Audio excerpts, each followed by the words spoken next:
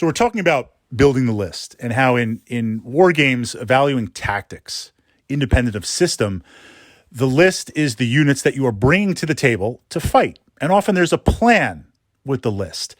We select units because they're effective, because they're optimum, because they've got a cool feature, or maybe they do something neat that you like playing. Regardless of what it is, you're going to need some sort of plan to win the mission.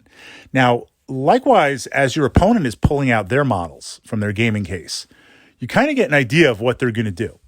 I mean, I start pulling out some LRM carriers. You're like, all right, Fritz is going to have some Battletech support. Pull out some longbows and archers. You're like, okay, I'm seeing more of this. Pull out some locusts. I pull out Karnovs and infantry. You know I'm going to try and hit you with the LRM firepower on there. You get an idea of what the list is. So tactically, the game starts as soon as you start seeing your opponent's list, assuming it's not hidden units or something special. Most war games let you know what your opponent has ahead of time with what they're going to bring, although some historical games, not so much. But getting an idea of what we're going to do. Okay, now doing it on the table. I wanted to give you a list that you can use independent of the system you're playing to help guide you in your next game. For those of you who are new to wargaming, just one of many ideas to experiment and approach. And this is independent of units, independent of gaming system. It can work no matter what you're playing. You're going to take the units that you're playing and you're going to divide them up into 3 groups. The first group is going to be attack. The second group is going to be support. And the third group is going to be defense. Now, what goes into those units, you'll see, and you might want to optimize them for those 3 groups, but essentially attack, support, and defense. And tactically, here's how it's going to work. The assault units, the attack units, their job for the game, independent of the mission, is to literally be aggressive, to go out and destroy other enemy units. You're going to lose these attack elements. They're going to get destroyed. Hopefully not turn 1 or 2, hopefully turn 3, even better 5 or 6.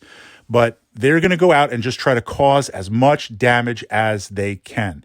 They're going to try and gobble up really, really weak units, get the attention of your opponent, force them to focus on dealing with those units, hence being as aggressive as possible. Maximum return on the battle value.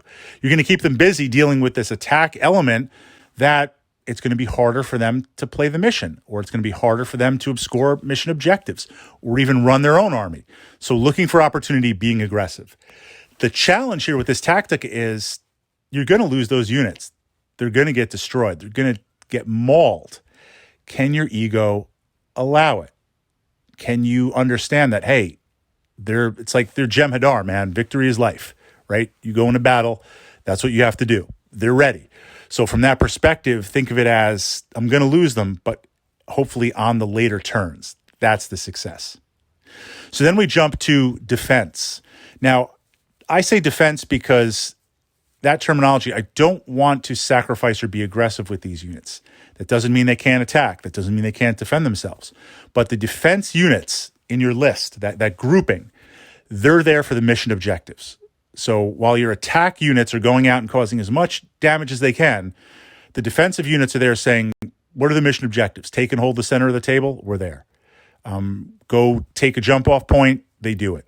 Grab this recon on the table, run off the table? They're doing it.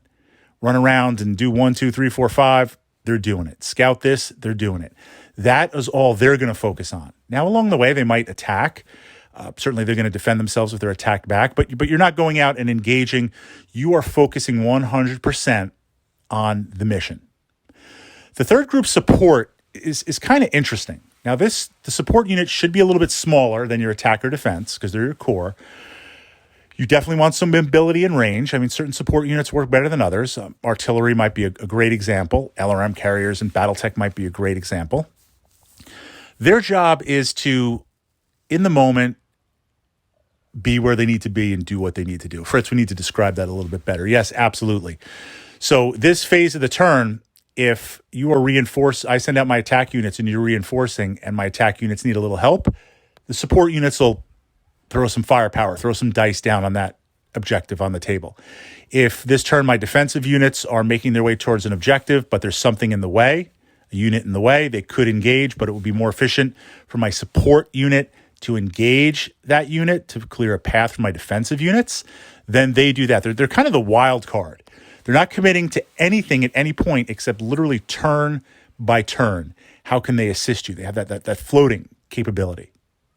Okay, now I've used this paradigm in Battletech. I've used it in Warhammer 40K. I've used it in X-Wing miniatures to great effect. It's independent of system. Really looking and saying, here's my list, here are my units, here's the attack element, go out and cause as much chaos. Here's the defensive unit, go out and win objectives. And here's the support unit, where does it need to be in that moment to help either your attack or your defense?